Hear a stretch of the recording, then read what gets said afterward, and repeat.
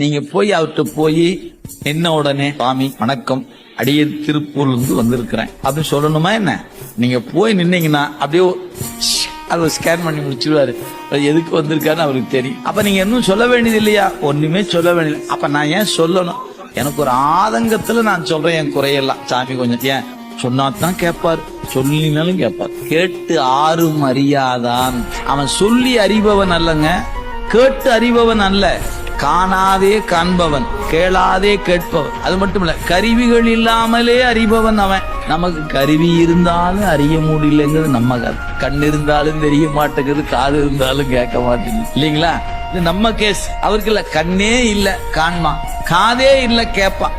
அப்படிலாம் உண்டா? ஆம். அதனாலதான் அவன் கருவிகளை கடந்து நிற்பவன். அது அவனுக்கு இலக்கணம். எனவே அவன் யாரு?